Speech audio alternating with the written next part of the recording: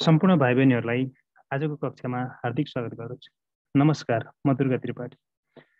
आज म कक्षा 11 र 12 का भाइ बहिनीहरूले ऐच्छिक नेपाली विषयमा साहित्य सिद्धान्त अन्तर्गत अध्ययन गर्नुपर्ने पाठ्यवस्तु शब्द शक्तिको बारेमा विस्तृत रूपमा चर्चा गर्न गइरहेको छु। ल त भाइ बहिनीहरू, अब भने लागौँ विषयवस्तुतर्फ।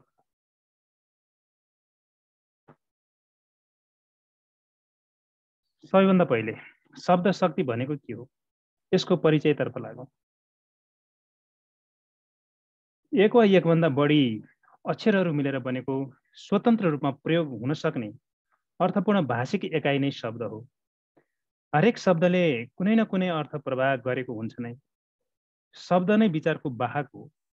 शब्दकै प्रयोग गरी हामी विचार विनिमय गर्दछौँ।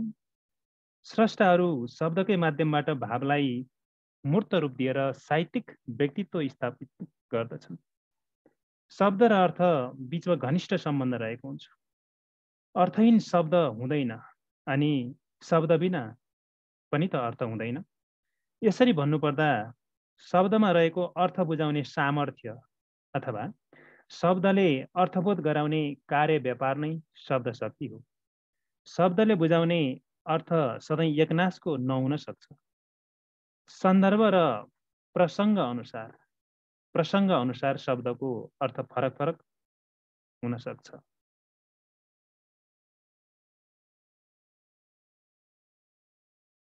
जस्तै उदाहरण हेरौँ, रावणको भाइ कुम्भकर्ण हो भन्ने यो वाक्य। त्यस्तै गरी खमा श्यामको भाइ कुम्भकर्ण नै हो भन्ने यो दुईटा वाक्यलाई हेरौँ। माथिको पहिलो वाक्यमा आएको कुम्भकर्ण शब्दले रामायणमा वर्णन गरिएको रावणको भाइ भन्ने अर्थ बुझाउँछ भने दोस्रो वाक्यमा कुम्भकर्ण शब्दले श्यामको भाइ सुताहा, अल्छी, काम नगरी खाने, समयको महत्त्व नबुझ्ने भन्ने अर्थ लाग्छ। यसरी हेर्दा रावणको भाइ कुम्भकर्ण हो भन्ने पहिलो वाक्यमा चाहिँ रामायणमा वर्णन गरिएको रावणको भाइ भन्ने अर्थ बुझाउँछ कुम्भकर्णले भने दोस्रो वाक्यमा श्यामको भाइ कुम्भकर्ण नै हो भन्दाखेरि यो श्यामको भाइ कुम्भकर्ण जस्तो सुताहा, अल्छी, काम नगरी खाने, समयको महत्त्व नबुझ्ने भन्ने अर्थ बुझाउँछ। यसरी हेर्दाखेरि पूर्वीय साहित्य अनुसार चाहिँ साहित्यमा शब्द शक्ति 3 प्रकारका मानेका छन् पूर्वीय आचार्यहरूले। अभिधा शब्द शक्ति, लक्षण शब्द शक्ति, व्यञ्जना शब्द शक्ति। हेरौँ, शब्द शक्ति 3 प्रकारका छन्। अभिधा शब्द शक्ति, त्यस्तै गरी चाहिँ लक्षण शब्द शक्ति र अर्को चाहिँ व्यञ्जना शब्द शक्ति।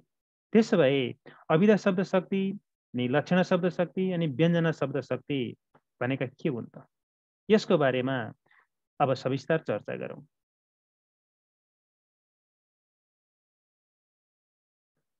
अभिधा शब्द शक्ति, यो अभिधा शब्द शक्ति भनेको के हो त? हेरौँ है त। कुनै पनि शब्द सुन्ने बित्तिकै वा पढ्ने बित्तिकै बोध हुने साक्षात साङ्केतिक अर्थ अथवा पहिलो अर्थ, सोझो अर्थ, मुख्य अर्थ अथवा वाच्य अर्थ, सामान्य एवं प्रचलित अर्थ, अझ भनौँ निश्चित अर्थ, अझ यसलाई कसरी बुझ्न सकिन्छ भने शब्दकोशले बुझाउने पहिलो अर्थ नै अभिधा शब्द शक्ति हो। अभिधा शक्तिमा शब्द र अर्थ बीचमा वाचक र वाच्यको सम्बन्ध रहेको हुन्छ। वाचक भनेको सोझो अर्थ दिने शब्द हो, यो कुरा ख्याल गर्नु पर्यो है। वाचक भनेको सोझो अर्थ दिने शब्द हो भने वाच्य भनेको शब्दले दिने सोझो अर्थ हो। वाचक भनेको शब्द रहेछ र वाच्य भनेको के रहेछ भन्दा अर्थ रहेछ, सोझो अर्थ। सोझो शब्द, सोझो अर्थ। जस्तै उदाहरण हेरौँ, सगरमाथा भन्ने शब्द उच्चारण गर्नासाथ सबैभन्दा पहिले नेपालमा रहेको विश्वकै उच्च शिखर भन्ने अर्थ बुझिन्छ।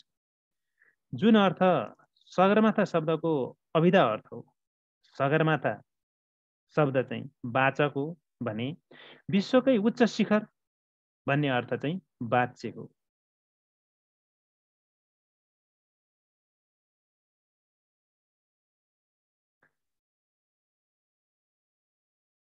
त्यसै गरी वाक्यमा निहित अभिधार्थको उदाहरणहरू हेरौँ। वाक्यमा निहित अभिधार्थको उदाहरणहरू हेरौँ। गाईले घाँस खायो भन्ने यो वाक्यमा हेरौँ त। गाईले घाँस खायो, यस वाक्यमा गाई, घाँस र खायो गरी 3वटा शब्दहरू आएका छन्। गाई, घाँस र खायो गरी तीनवटा शब्द आएका छन् यो वाक्यमा। गाई शब्दले सोझो अर्थमा चारखुट्टे जनावर भन्ने बुझाउँछ भने घाँस शब्दले गाईको आहारा भन्ने बुझाउँछ। अनि खायो भन्ने शब्दले खाने काम गरेको भन्ने सोझो अर्थ दिन्छ। त्यस्तै गरी अर्को हेरौँ, महेन्द्र पुलमा घर छ भन्दा यो वाक्यमा चाहिँ यस वाक्यमा महेन्द्र पुलको वरिपरि घर नभएर महेन्द्र पुल माथि नै घर भएको बुझाउँछ। सोझो अर्थ, शब्दकोशीय अर्थ, जुन चाहिँ महेन्द्र पुलमा घर छ भन्दाखेरि सोझो अर्थ के भयो भन्दा महेन्द्र पुल माथि नै घर छ भनेर बुझाउँछ यो अभिधा अर्थमा। त्यसै गरी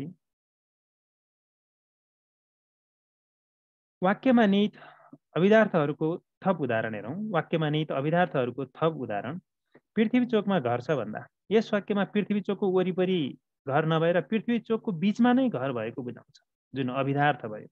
त्यसै गरी घाम अस्ताए भन्दाखेरि यसले अरू होइन सोझो अर्थ जे बुझाउँछ त्यसैलाई अभिधार्थ भन्ने हो। जस्तै यस वाक्यमा घाम डाँडा मुनि डुबेको अथवा डाँडाबाट तल झरेको बुझाउँछ, न कि साँझ परेको भन्ने अर्थ। यो घाम अस्ताए भन्दाखेरि डाँडाबाट घाम डुबे, यसरी बुझ्नुपर्ने हुन्छ। यो अभिधार्थ भयो, सोझो अर्थ, सिधा अर्थ, शब्दकोशी अर्थ।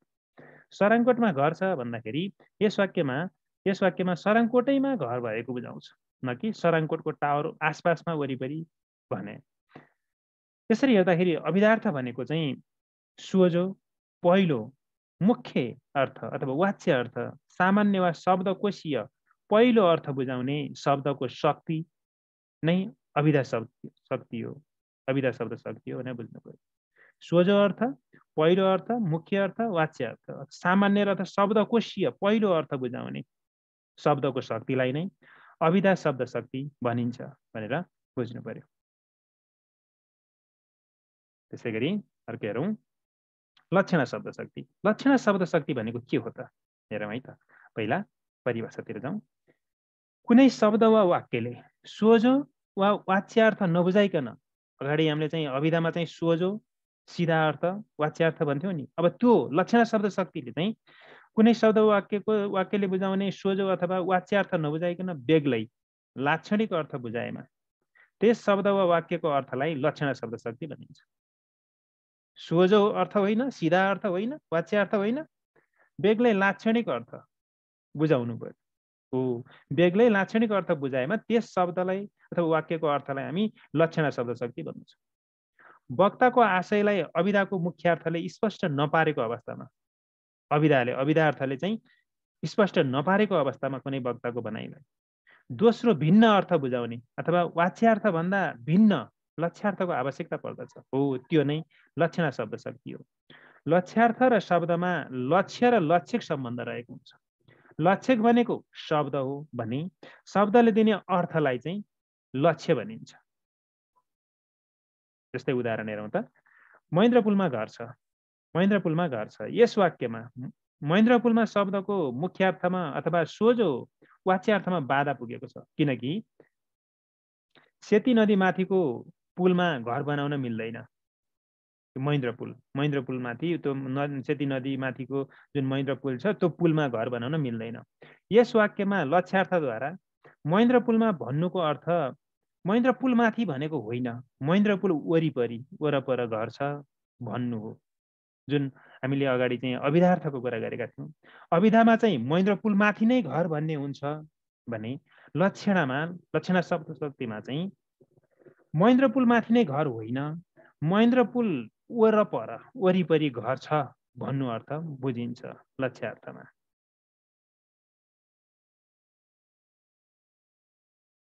कुनै पनि शब्दमा लक्षणा हुनका लागि 3 कुराहरू हुन आवश्यक हुन्छन्।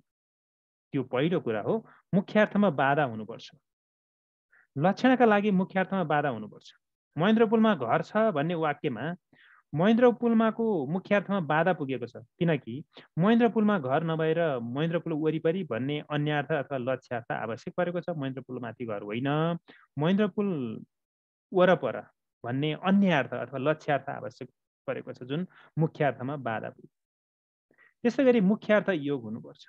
लक्षणका लागि मुख्यार्थभन्दा भिन्न भएर पनि लाक्षणिक अर्थसँग शब्दको मुख्यार्थसँग सम्बन्ध चाहिँ हुनुपर्छ भन्ने मान्यता हो। माथिको वाक्यमा महेन्द्र पुल अर्थलाई त छाडेको छैन नि त।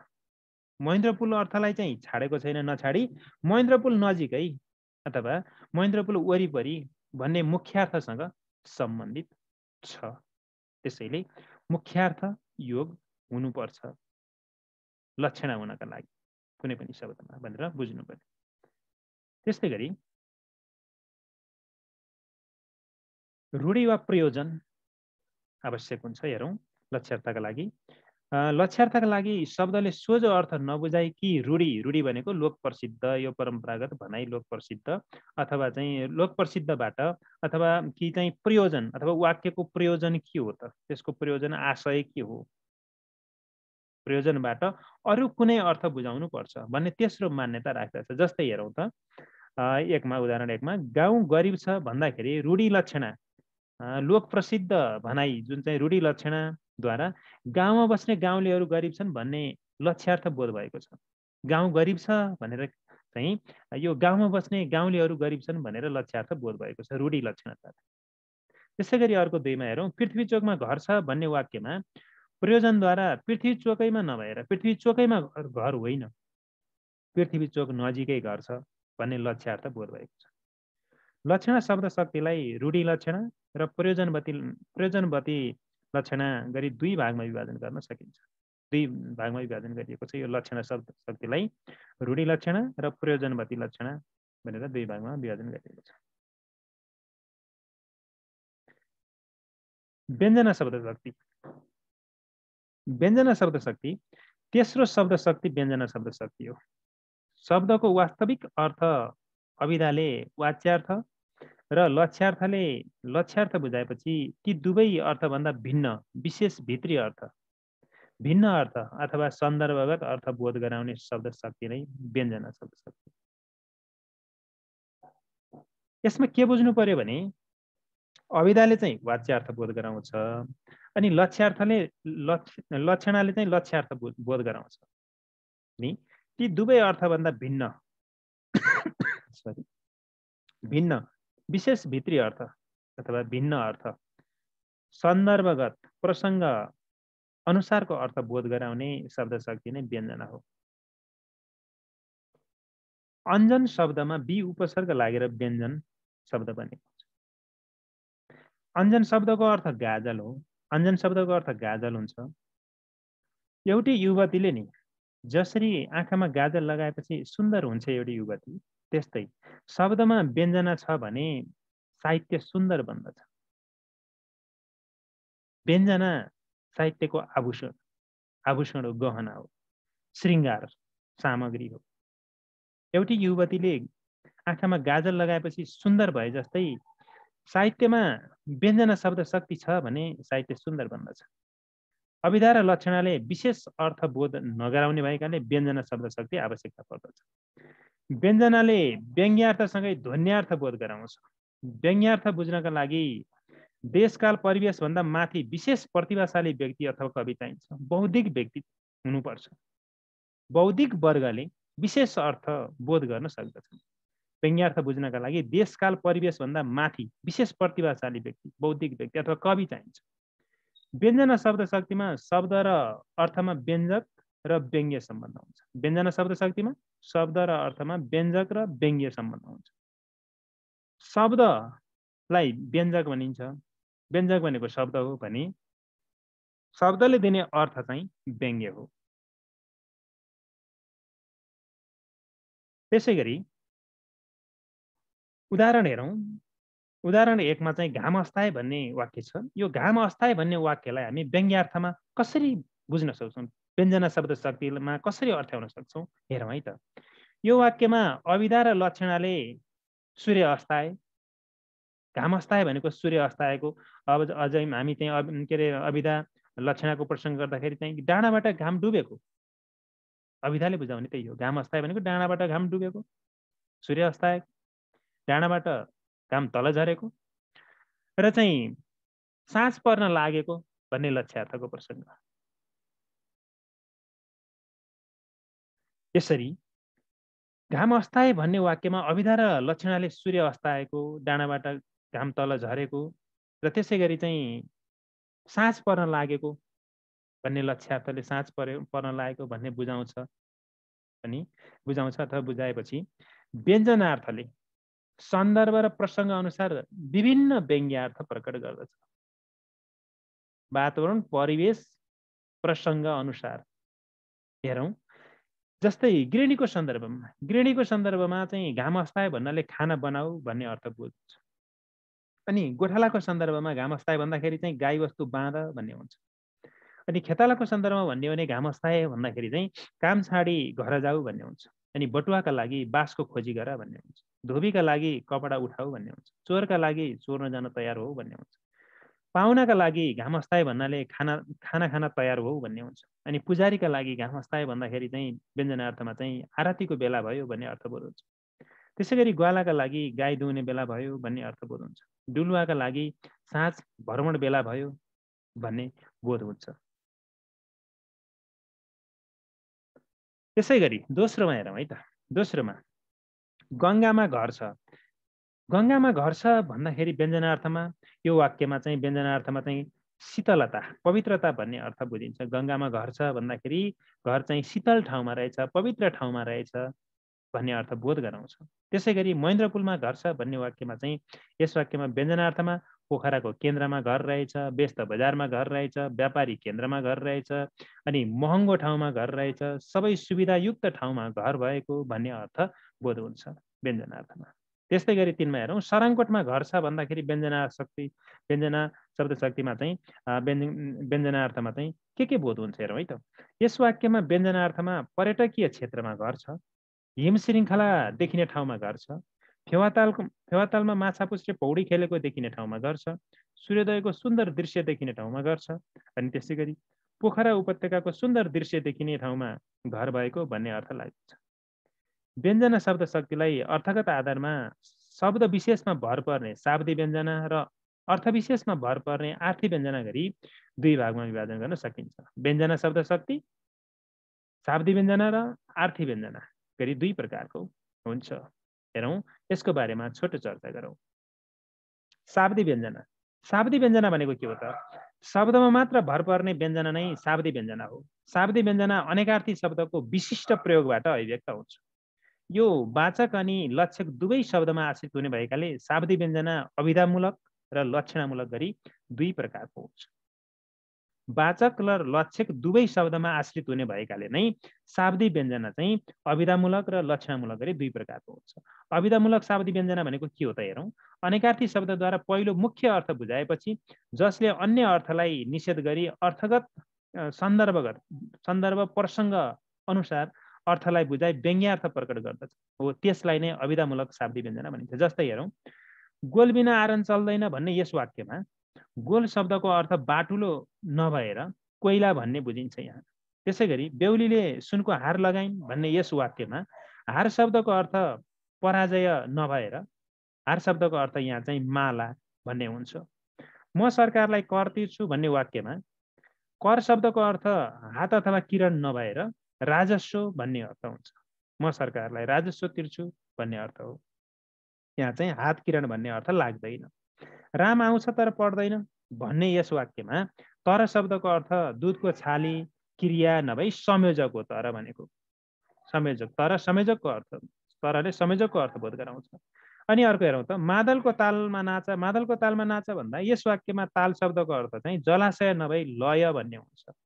ताल शब्दको अर्थ यहाँ के भयो? मादलको ताल भन्नाले चाहिँ यस वाक्यमा चाहिँ ताल शब्दको अर्थ जलाशय होइन लय भन्ने अर्थ बोध हुन्छ। त्यसै गरी अर्को हेरौँ, आमा चाहिँ लक्षणामूलक शाब्दी व्यञ्जना है। लक्षणामूलक शाब्दी व्यञ्जना भनेको के हो त? शब्दले बुझाउने मुख्य अर्थमा बाधा भई लक्ष्यार्थ बोध भएपछि प्रयोजन अनुसार अर्को अर्थ बोध गराउने व्यञ्जनालाई नै लक्षणमूलक शाब्दी व्यञ्जना भनिन्छ। जस्तै हेरौँ त, मेरो घर महेन्द्रपुलमा छ भन्ने यस वाक्यमा चाहिँ महेन्द्रपुलको मुख्य अर्थमा बाधा उत्पन्न भई पुलमाथि घर नभएर लक्ष्यार्थमा महेन्द्रपुल वरपर भन्ने अर्थ बोध भएपछि फेरि त्यस पछाडि तेस्रो अर्थ महँगो बजारमा, व्यस्त बजारमा, व्यापारिक मुख्य सहरमा, पोखराको केन्द्रमा भन्ने तेस्रो अर्थ बोध गराउँछ हो। यो तेस्रो अर्थ बोध गराउने लक्षणामूलक शाब्दी व्यञ्जना हो। जस्तै अर्को उदाहरण हेरौँ, म बेगनास्थालमा बस्छु भन्ने यस वाक्यमा बेगनास्थालको मुख्य अर्थमा बाधा उत्पन्न भएको छ। बेगनास्थालमा नै बस्ने नभएर बेगनास्थाल भएको आसपासको ठाउँमा भन्ने अर्थ जुन लक्ष्यार्थले बोध गर्छ त्यस पछाडि तेस्रो अर्थ रमणीय ठाउँमा, पर्यटकीय ठाउँमा, माछा पालन केन्द्र भएको ठाउँमा आदि अन्य पनि हुनसक्छ है। आदि अन्य यसरी तेस्रो विशेष अर्थ बोध गराउनु नै लक्षणामूलक शाब्दी व्यञ्जना हो। त्यस्तै गरी अर्को चाहिँ आर्थी व्यञ्जन है त। आर्थी व्यञ्जना भनेको के हो त? वाक्यमा अभिधार्थ बोध भइसकेपछि विशेष अर्थद्वारा व्यक्त हुने व्यञ्जना नै आर्थी व्यञ्जना हो। यो आर्थी व्यञ्जना देश, काल, वातावरण, पात्रगत मनस्थिति अनुसार चाहिँ भिन्न भिन्न अर्थमा व्यक्त हुन्छ। आर्थी व्यञ्जना वाच्यार्थ, लक्ष्यार्थ र व्यङ्ग्यार्थ तिनै तहमा हुन्छ। जस्तै हेरौँ त, घाम अस्तायो भन्ने यो वाक्यमा, यस वाक्यमा अभिधाले चाहिँ घाम डुबेको भन्ने बुझाउँछ, डाँडाबाट तल डुब्यो घाम।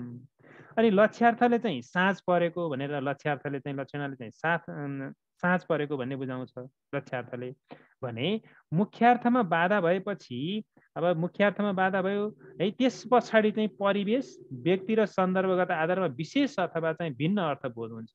जस्तै हेरौँ त, मेलामा गएकाहरू घर फर्कने बेला भयो भन्ने यो वाक्य, यो चाहिँ भनौँ न, यो घाम अस्तायो भन्ने वाक्यको चाहिँ आशय अर्थ चाहिँ भिन्न अर्थ, यो चाहिँ आर्थी व्यञ्जनामा चाहिँ भिन्न अर्थ चाहिँ मेलामा गएकाहरू घर फर्कने बेला भयो भनेर बुझिन्छ। घाम अस्तायो भन्दा आर्थी व्यञ्जनामा के बुझिँदो रहेछ भन्दा मेलामा गएकाहरू घर फर्कने बेला भयो भन्ने बुझिन्छ। त्यस्तै गरी अर्को चाहिँ यो घाम अस्तायो भन्ने वाक्यकै व्यञ्जना आर्थी व्यञ्जनाको सन्दर्भमा गोठालाहरूले गाई भैँसीलाई घाँसपात गर्ने बेला भयो, भान्सेले खाना पकाउने बेला भयो, धोबीले लुगा उठाउने बेला भयो, अनि बटुवाले बाँसको खोजी गर्ने बेला भयो, यसरी आदि अनेक अर्थ बोध हुन्छ, जुन चाहिँ आर्थी व्यञ्जना हो।